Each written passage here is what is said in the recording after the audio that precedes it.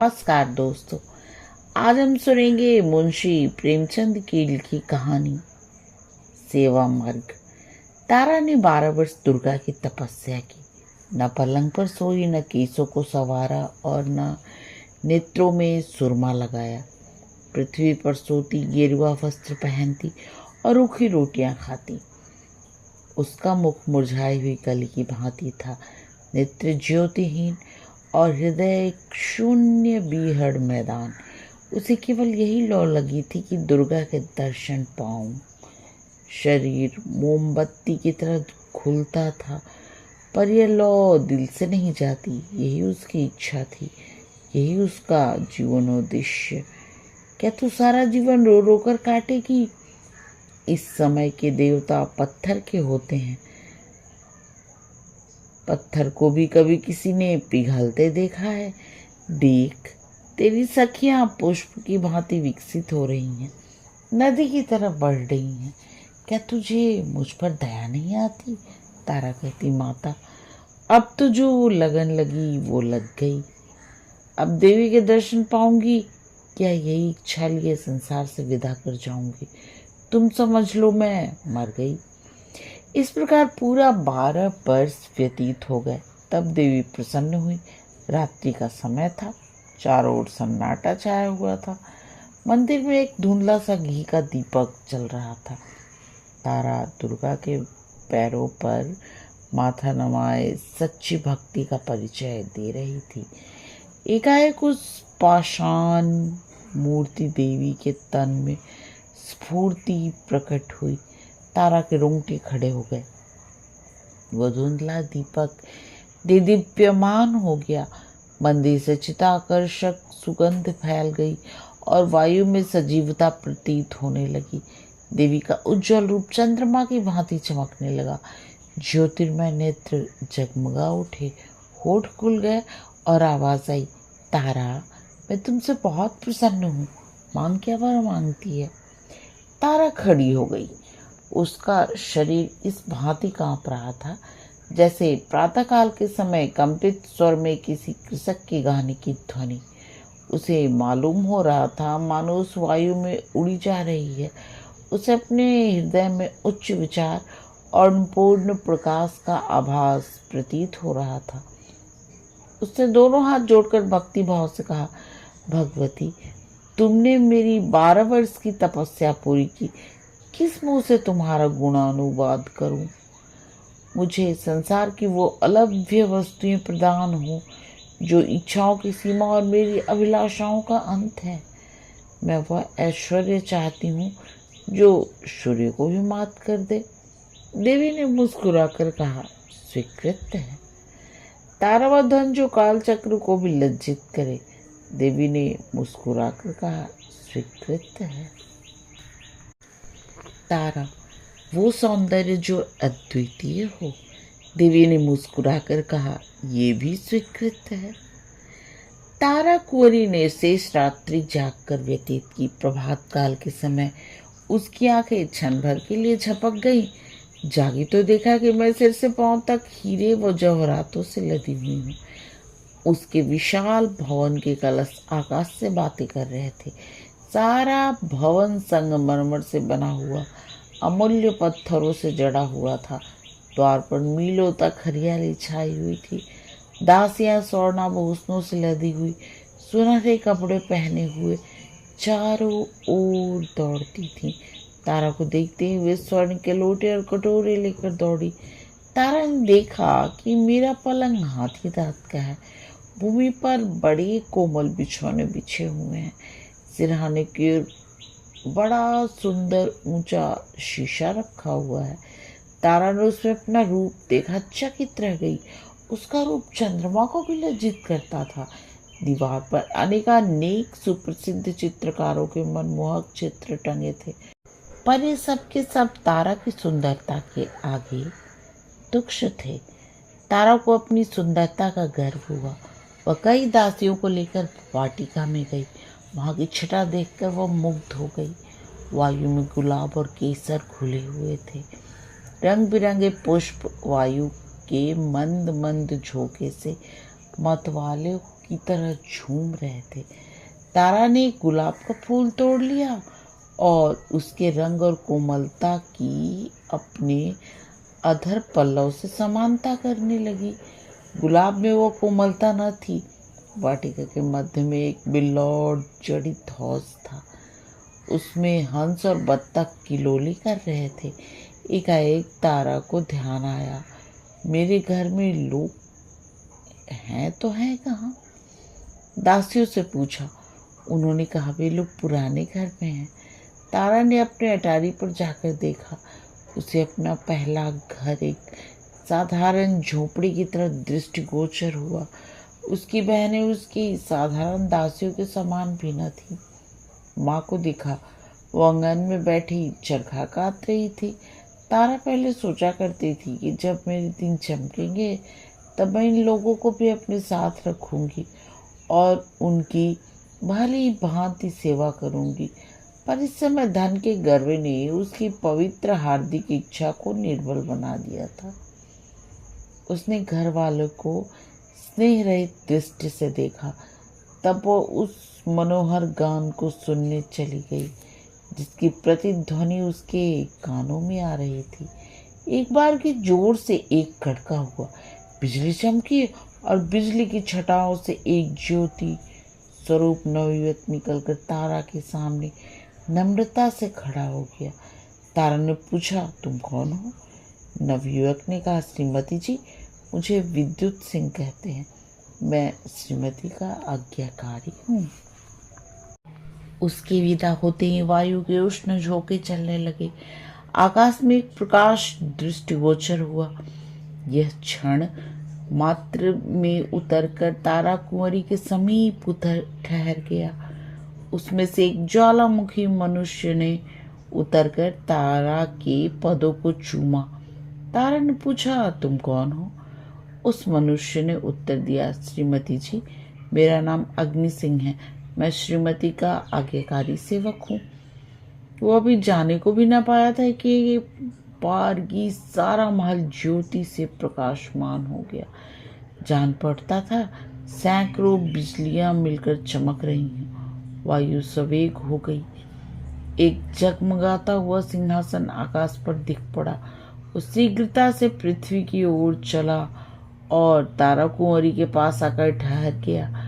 उससे एक प्रकाशमान रूप का बालक, जिसने रूप से गंभीरता प्रकट होती थी, निकलकर तारा के सामने निष्ठा भाव से खड़ा हो गया। तारा ने पूछा, तुम कौन हो? बालक ने उत्तर दिया, श्रीमती जी, मुझे मिस्टर रेडियम कहते हैं। मैं श्रीमती का आज्ञापालक हूँ। धनी लोग तारा के भय से थर्राने लगे। उसके आश्चर्यजनक सौंदर्य ने संसार को चकित कर दिया। बड़े बड़े महीपति उसकी चौखट पर माथा रगड़ने लगे। जिसकी ओर उसकी कृपा दृष्टि हो जाती वो अपना अहोभाग्य समझता, सदैव के लिए उसके बेदाम का गुलाम बन जाता। एक दिन तारा अपनी आनंद वाटिका में टहल रही थी। अचानक किसी के गाने का मनोहर शब्द सुनाई दिया। तारा विक्षिप्त हो गई। इसके दरबार में संसार के अच्छे अच्छे गवैये मौजूद थे, पर वह चिताकर्षकता जो इस सुरों में थी कभी अवगत न हुई थी। तारा ने गायक को बुला भेजा। एक क्षण के अनंतर में वाटिका में एक साधु आया। सिर पर जटाए, शरीर में भस्म रमाए। उसके हाथ एक टूटा हुआ बीन था। उसी से वो प्रभावशाली स्वर निकलता था जो हृदय के अनुरक्त स्वरों में कहीं प्रिय था। साधु आकर हौज के किनारे बैठ गया। उसने तारा के सामने शिष्ट भाव नहीं दिखाया, आश्चर्य से इधर उधर दृष्टि नहीं डाली। उस रमणीय स्थान में वो अपना सुर लापने लगा। तारा का चित्त विचलित हो गया। दिल में अनुराग का संचार हुआ। मदमस्त होकर टहलने लगी। साधु के सुमनोहर मधुर आलाप से पक्षी मग्न हो गए। पानी में लहरें उठने लगी, वृक्ष झूमने लगे। तारा ने उस चिताकर्षक सुरों से एक चित्र खींचते हुए देखा। धीरे धीरे चित्र प्रकट होने लगा। उसमें स्फूर्ति आई और तब वो खड़ी नृत्य करने लगी। तारा चौंक पड़ी। उसने देखा ये मेरा ही चित्र है। नहीं, मैं ही हूँ।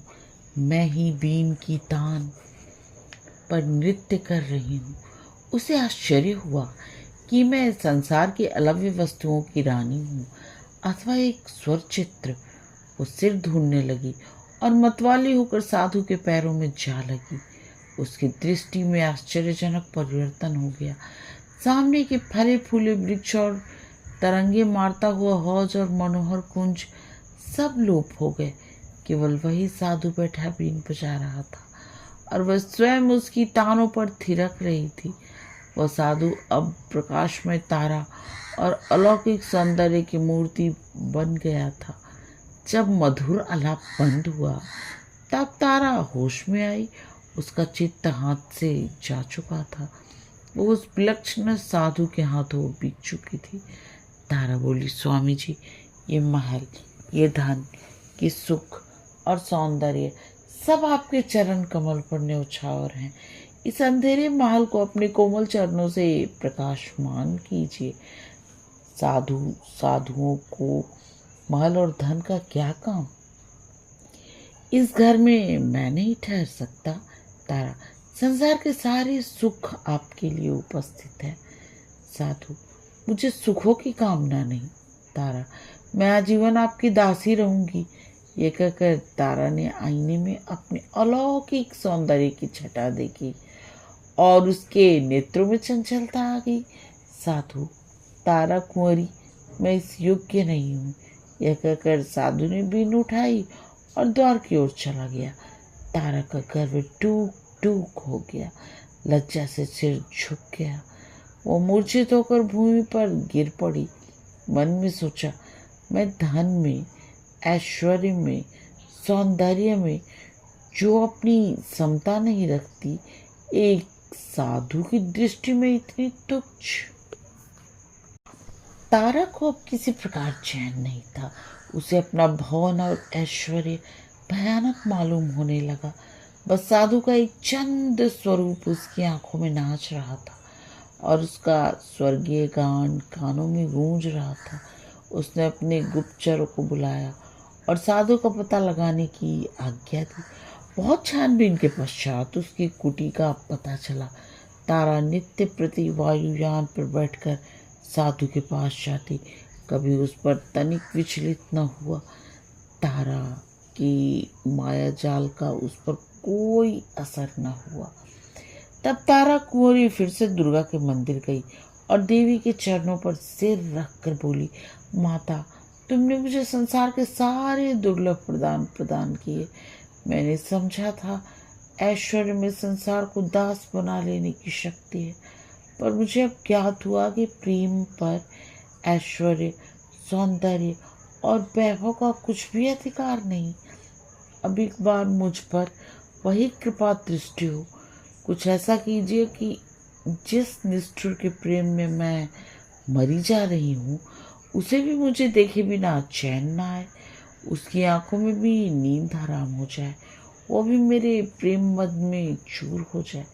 देवी के होठ खुले, मुस्कुराई, उसके अधर पल्लव पर विकसित हुए बोली, सुनाई दी, तारा, मैं संसार के पदार्थ प्रदान कर सकती हूँ, पर स्वर्ग सुख मेरी शक्ति से बाहर है। प्रेम स्वर्ग सुख का मूल है। तारा, माता, संसार के सारे ऐश्वर्य मुझे जंजाल जान पड़ते हैं। बताइए, मैं अपने प्रेम को कैसे पाऊंगी? देवी, इसका एक ही मार्ग है, पर है वो बहुत कठिन। भला तुम उस पर चल सकोगी? तारा, वो कितना कठिन हो, मैं उस मार्ग का अवलंबन अवश्य करूंगी देवी। अच्छा तो सुनो, वो सेवा मार्ग है। सेवा करो, प्रेम सेवा से ही मिल सकता है। ने अपने बहुमूल्य जड़ा हुआ आभूषणों और रंगीन वस्त्रों को त्याग दिया, दासियों से विदा हुई, राजभवन को त्याग दिया, अकेले नंगे पैर साधु की कुटी में चली आई और सेवा मार्ग का अवलंबन किया। वह कुछ रात रहे उठती, कुटी में झाड़ू देती, साधु के लिए गंगा से जल लाती, जंगलों से पुष्प चुनती, साधु नींद में होते तो उन्हें पंखा झलती, जंगली फल तोड़ लाती और केले के पत्तल बनाकर साधु के सम्मुख रखती। साधु नदी में स्नान करने जाया करते थे। तारा रास्ते से कंकड़ चुनती, उसने कुटी के चारों ओर पुष्प लगाए, गंगा से पानी लाकर सींचती, उन्हें हरा भरा देखकर प्रसन्न होती। उसने मदार की रुई बटोरी, साधु के लिए नर्म गद्दे तैयार किए, पर और कोई कामना न थी। सेवा स्वयं अपना पुरस्कार और फल थी।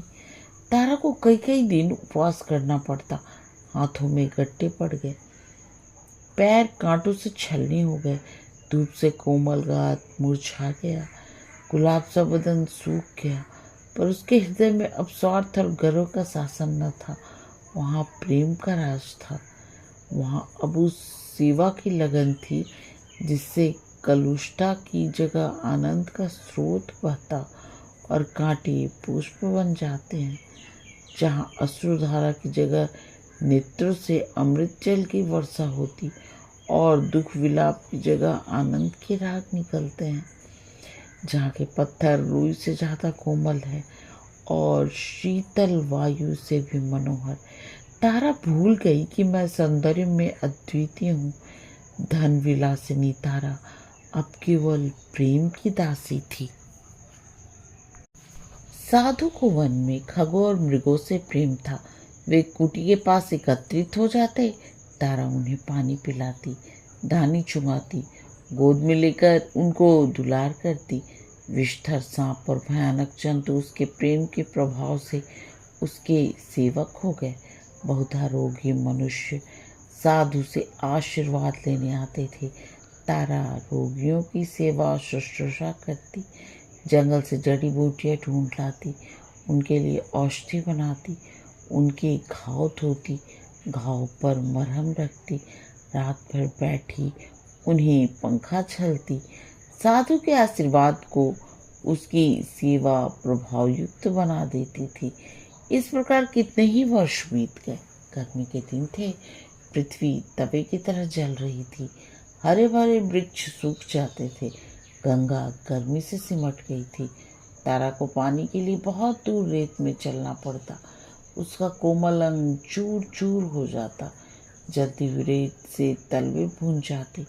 इसी दशा में एक दिन वह हताश होकर एक वृक्ष के नीचे क्षण भर दम लेने के लिए बैठ गई। उसके नेत्र बंद हो गए। उसने देखा देवी मेरे सम्मुख खड़ी कृपा दृष्टि से मुझे देख रही है। तारा ने दौड़कर उनके पदों को चूमा। देवी ने पूछा, तारा तेरी अभिलाषा पूरी हुई? तारा, हाँ माता, मेरी अभिलाषा पूरी हुई। देवी, तुझे प्रेम मिल गया? तारा, नहीं माता, मुझे उससे भी उत्तम पदार्थ मिल गया। मुझे प्रेम के हीरे के बदले सेवा का पारस मिल गया। मुझे ज्ञात हुआ है कि प्रेम सेवा का चाकर है। सेवा के सामने सिर झुकाकर अब मैं प्रेम भिक्षा नहीं चाहती। अब मुझे किसी दूसरे सुख की अभिलाषा नहीं। सेवा ने मुझे आदर, सुख सबसे निवृत्त कर दिया। देवी इस बार मुस्कुराई नहीं। उसने तारा को हृदय से लगाया और दृष्टि से ओझल हो गई। संध्या का समय था। आकाश में तारे चमक रहे थे जैसे कमल पर पानी की बूंदें। वायु में चित्ताकर्षक शीतलता आ गई थी। तारा एक वृक्ष के नीचे खड़ी चिड़ियों को दाना चुंगाती थी कि एक साधु ने आकर उसके चरणों पर सिर झुकाया और बोला, तारा, तुमने मुझे जीत लिया। तुम्हारा ऐश्वर्य, धन और सौंदर्य जो कुछ न कर सका वह तुम्हारी सेवा ने कर दिखाया। तुमने मुझे अपने प्रेम में आसक्त कर लिया। अब मैं तुम्हारा दास हूँ। बोलो, तुम मुझसे क्या चाहती हो? तुम्हारे संकेत पर अब मैं अपना योग और वैराग्य सब कुछ न्योछावर कर देने के लिए प्रस्तुत हूँ। तारा, स्वामी जी, मुझे अब कोई इच्छा नहीं। मैं केवल सेवा की आज्ञा चाहती हूँ। साधु, मैं दिखा दूंगा कि ऐसे योग साध कर मनुष्य का हृदय कभी निर्जीव भी नहीं होता। मैं भंवरे के सदृश तुम्हारे सौंदर्य पर मंडराऊंगा, पपीहे की तरह तुम्हारे प्रेम की रट लगाऊंगा। हम दोनों प्रेम की नौका पर ऐश्वर्य और वैभव की नदी की सैर करेंगे, प्रेम कुंजों में बैठकर प्रेम चर्चा करेंगे और आनंद के मनोहर राग गाएंगे। तारा ने कहा, स्वामी जी, सेवा मार्ग पर चलकर मैं सब अभिलाषाओं से परे हो गई। अब हृदय में और कोई इच्छा शेष नहीं है। साधु ने इन शब्दों को सुना, तारा के चरणों पर माथा नमाया और गंगा की ओर चल दिए। कहानी समाप्त। कहानी सुनने और अपना कीमती समय देने के लिए आप सबका बहुत बहुत धन्यवाद।